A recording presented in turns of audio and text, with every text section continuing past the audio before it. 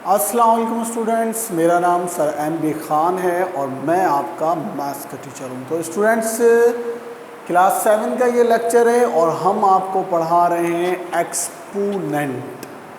तो सबसे पहले लेक्चर में हमने आपको एक्सपोनेंट से मुताबिक कुछ बताया। लास्ट लेक्चर में हमने आपको मज़ीद एक्सपोनेंट की बात बताई कि अगर इवन नंबर और ऑड नंबर में अगर पावर होगी तो उसको कैसे सॉल्व करेंगे, अगर बेस निगेटिव होगी और अगर जो है वो पावर निगेटिव होगी तो क्या करेंगे। आज जो हम पढ़ने जा रहे हैं आप उसको प्रॉपर्टीज ऑफ एक्सपोनेंट कह लें या लॉज ऑफ एक्सपोनेंट कह लें,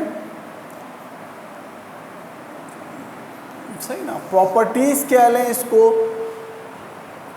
या लॉज ऑफ एक्सपोनेंट कह लें। तो ये देखिए, ये आपको लाजमी आएगा। जब आपको ये आएगा तभी आप एक्सरसाइज करने के काबिल हो सकेंगे और जो मैं होमवर्क दूंगा उसको करने के काबिल हो सकेंगे। तो स्टूडेंट्स, पहला लॉ क्या है आपका, हम इसको ये इस तरह से देखते हैं कि अगर बेस सेम हो और दो वेरिएबल आपस में मल्टीप्लाई हो रहे हो और उनकी दो वेरिएबल हो गए, दो कांस्टेंट नंबर हो गए, कोई भी दो चीज़ें आपस में मल्टीप्लाई हो रहे हो पावर वाली, एक्सपोनेंट वाली, और उनकी बेसिस x इधर भी है x इधर भी है सेम होगा, तो उनकी पावर हमेशा क्या हो जाती है, जमा हो जाती है। क्या हो जाती है, उनकी पावर जमा हो जाती है। सही ना, क्या हो जाएगा, x को एक बार लिख देंगे, जो वेरिएबल होगा जिसकी बेस सेम होगी उसको वन टाइम लिख देंगे और जो पावर होगी उसको क्या करेंगे, हम जमा कर लेंगे, लाइक दैट, जैसे मैंने ये किया। अब इसकी एक एग्जाम्पल देख लें आप, क्या देख लें, अब आप इसकी एग्जाम्पल देख लें। जैसे कि फॉर एग्जाम्पल यहाँ पे x की पावर 2 है और मल्टीप्लाई बाय x की पावर 3 है। अब एक सवाल आपके पास आ गया, x की पावर 2 मल्टीप्लाई बाय x की पावर 3, तो आप इसको कैसे करेंगे, बेस सेम थी एक दफ़ा लिख लेंगे और 2 में क्या करेंगे, 3 को जमा कर देंगे, आंसर क्या हो जाएगा, 5 आ जाएगा। सही मेरे बच्चों, ये तो वेरिएबल का हो गया। अब एक और एग्जांपल देख लें आप, कांस्टेंट नंबर के साथ अगर 2 की पावर 3 है और मल्टीप्लाई बाय 2 की पावर 5 है। अब कांस्टेंट नंबर आ गए, बेस देखें दोनों की सेम है, इधर भी 2 इधर भी 2, एक दफ़ा लिखेंगे और क्या हो जाएगा, 3 + 5 हो गया और 2 की पावर क्या आ गई, 8 आ गई। क्लियर हुआ पहला लॉ। क्या है पहला लॉ, लॉ 1 क्या है आपका, कि अगर बेसिस सेम होंगी और आपस में क्या हो रहे होंगे, मल्टीप्लाई हो रहे होंगे, तो उनकी पावर क्या हो जाएगी, ऐड हो जाएगी। क्या हो जाएगी, पावर उनकी ऐड हो जाएगी। जैसे कि ये एग्जाम्पल आपको मैंने 2 करके दिखा दी, सही ना, क्लियर है। अब आप आ जाएं दूसरे लॉ के ऊपर। अब दूसरा लॉ क्या है, अगर बेस सेम होगी और क्या हो रहा होगा, डिवाइड हो रहा होगा आपस में। अगर बेस सेम है और दो नंबर या दो वेरिएबल पावर वाले आपस में डिवाइड हो रहे हैं तो उनकी पावर क्या होगी, माइनस हो जाएगी। क्या हो जाएगी, उनकी पावर माइनस हो जाएगी। बेस को एक दफा लिखेंगे और पावर को क्या कर लेंगे, माइनस। अगर मल्टीप्लाई हो रहे तो क्या हो रहा है, ऐड हो रही है, डिवाइड हो रहे हैं तो क्या हो रहा है, माइनस हो रहे हैं। एग्जाम्पल देख लेते हैं, जैसे कि भाई x की पावर 3 डिवाइडेड बाय x की पावर 2, तो अब क्या करेंगे, x की पावर बेस सेम थी, डिवाइड हो रहे थे, एक दफ़ा लिखा, माइनस, तो क्या हो गया, x की पावर 1, इसका क्या हो गया, आंसर हो गया।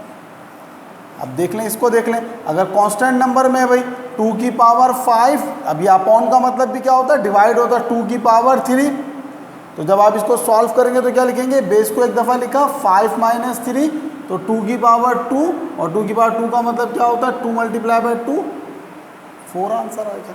सही, क्लियर, समझ में आया, दूसरा लॉ समझ में आया, गुड, वेरी गुड।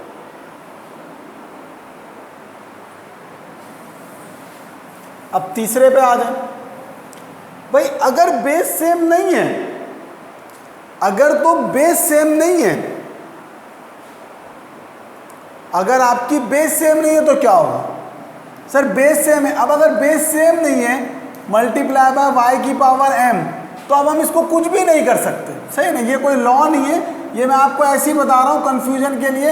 अब हम कुछ भी नहीं करेंगे, ना ऐड करेंगे ना प्लस, बस इसको मल्टीप्लाई का निशान हटा के ऐसे लिख देंगे। इसी तरह डिवाइड के अंदर है, सही, इसी तरह डिवाइड के अंदर अगर x divided by y upon m है तो आप कुछ नहीं करेंगे, बस x upon n divided by y upon m। सही, ऐड और सब्ट्रैक्ट होने के लिए ये बात आपके लिए लाजमी है कि वो क्या हो रहे हो आपस में, उनकी बेस सेम हो। सही मेरे बच्चों, ये क्लियर होगा, ये 4 बातें हो गई आपकी। अब 5वीं बात आ जाए, कौन सी बात आ जाए, अब आप 5वीं बात पे आ जाए कि भाई अगर ये मैंने कल भी शायद बताई थी,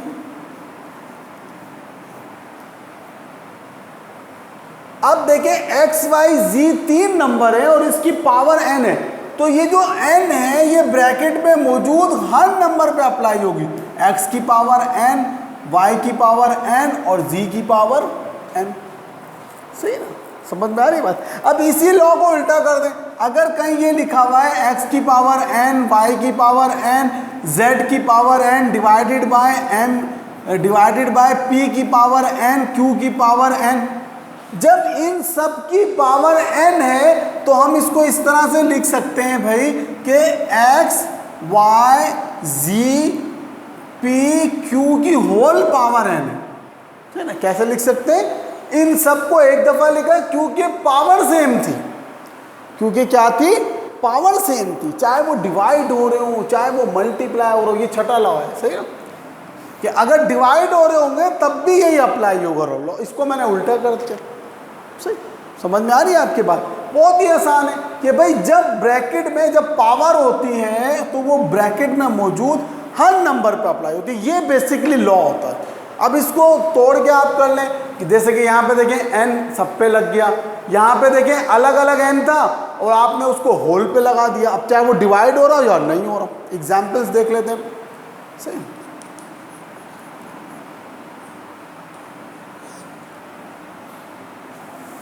जैसे कि अगर मैं आपको दे दूं भाई 2xy की पावर 2, ये पहली एग्जाम्पल हो गई, तो इसका मतलब क्या हो जाएगा 2 की पावर 2, x की पावर 2 और y की पावर 2, तो 2 2 ज़ा 4 x स्क्वायर y स्क्वायर होगा। इसी तरह दूसरी वाले की एग्जाम्पल देख लें, अब यहाँ पे लिखा हुआ है x की पावर 2, 2 की पावर 2, y की पावर 3 डिवाइडेड बाय m की पावर 2 और n की पावर 2, तो इसको हम कैसे लिख सकते हैं 2xy m n की होल पावर 2। सही मेरे बच्चों, तो ये आपके कितने लॉ हो गए, 6 हो गए। क्लियर हुआ ना, तो मतलब पावर हर नंबर पे ब्रैकेट में मौजूद हर नंबर पे अप्लाई होगी, चाहे वो मल्टीप्लाई हो रहे हो चाहे वो डिवाइड हो रहे हो। ये बेसिक रूल है, फिर उसके डिफरेंट टाइप्स हैं।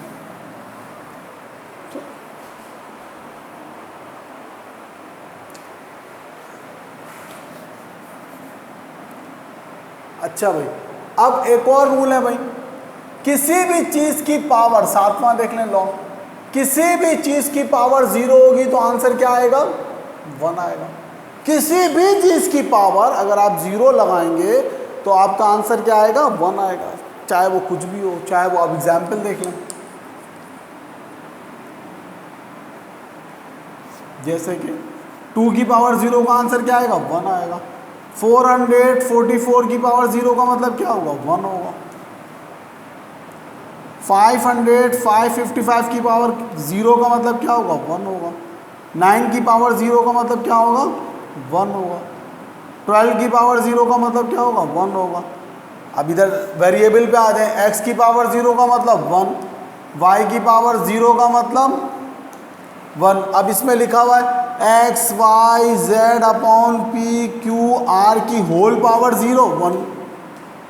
किसी भी चीज़ की पावर जब 0 होगी तो उसका मतलब क्या होगा, 1 होगा।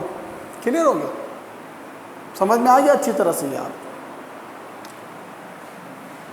ये एक 7वां आपका लॉ था। एक और करवा देते हैं, मैट्रिक में जाएंगे तो आप 17 प्रॉपर्टी पढ़ेंगे एक्सपोनेंट की, और अभी फिलहाल 7 क्लास के अंदर 8 में मेरे ख्याल में एक्सपोनेंट का है लेकिन प्रॉपर्टीज़ नहीं है, तो 8 प्रॉपर्टीज़ ही करें। अच्छा भाई, पावर की पावर हमेशा क्या होती है? मल्टीप्लाई होती है। एक्स, ये देखो m की पावर है ना, तो कितना हो गया ये आपका m मल्टीप्लाई बाय n या फिर mn।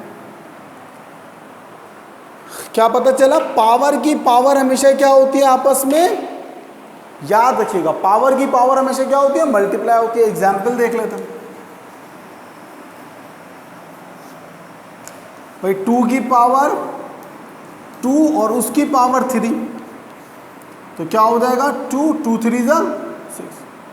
अब इधर देख लें, दूसरी वेरिएबल के साथ देख लेते हैं। x की पावर 2, उसकी पावर 3, उसकी पावर 4, तो क्या आंसर आ जाएगा? 2 3 जा 6, 6 4 जा 24। ठीक, तो पावर की पावर हमेशा क्या होती है मेरे बच्चों? मल्टीप्लाई होती है। क्लियर है? तो ये मैंने आपको 8 रूल बताए, दोबारा रिवाइज करा देते हैं एक दफ़ा। अगर 2 वेरिएबल बेस सेम है, एक्सपोनेंट वाले मल्टीप्लाई हो रहे हैं, पावर वेरिएबल को एक दफ़ा लिखेंगे, पावर ऐड हो जाएगी। डिवाइड हो रहे हैं तो पावर माइनस हो जाएगी। अगर बेस सेम नहीं है तो उसको वैसे लिख देंगे, डिवाइड हो रहा है तो उसको वैसे लिख देंगे। और 5वां रूल मैंने आपको बताया था कि कौन सा था 5वां? हाँ, कि ब्रैकेट में मौजूद हर नंबर पे पावर अप्लाई होगी। छठा फिर ये था कि अगर डिवाइड में भी होगी, यानी कि अगर किसी के ऊपर अलग अलग लिखी हुई है 2 की पावर n, m की पावर n, पावर सेम है सब नंबर्स की, तो उसको होल नंबर के ऊपर होल ब्रैकेट बना के पावर लिख सकते हैं। 7वां रूल मैंने आपको बताया, जब किसी चीज़ की पावर 0 होती है तो आंसर क्या आता है? हमेशा 1 आता है। और 8वां रूल मैंने आपको क्या बताया कि पावर की पावर हमेशा क्या होती है? मल्टीप्लाई होती है। तो अब मुझे उम्मीद है कि आज का लेक्चर आपको बहुत अच्छी तरीके से समझ में आया होगा।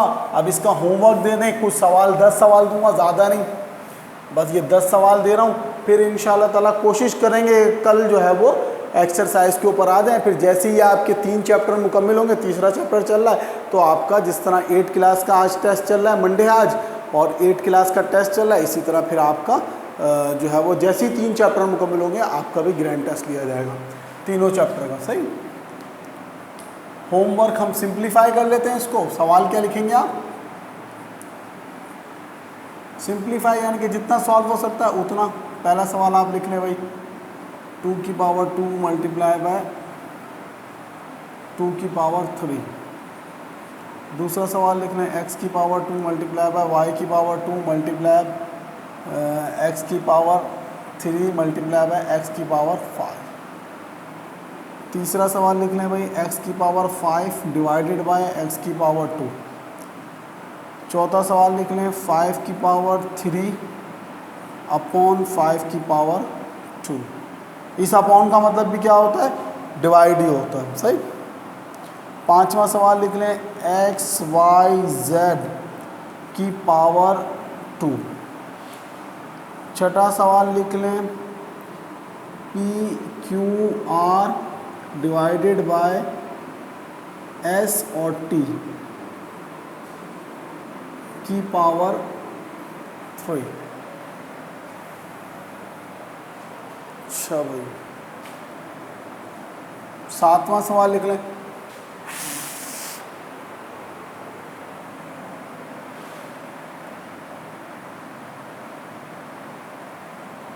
सातवां सवाल लिख लें,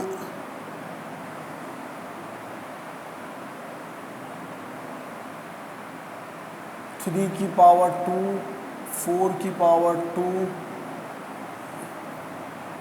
m की पावर 2 n की पावर 2। सही। इसको आप कैसे सॉल्व करेंगे? इसको होल पावर में आपने कन्वर्ट करना। सही। नवा सवाल लिख लें, 2 की पावर 3 की पावर 4, फिर x की पावर 2 2 की पावर 3 और फिर उसकी पावर 4। 10वां सवाल लिख लें,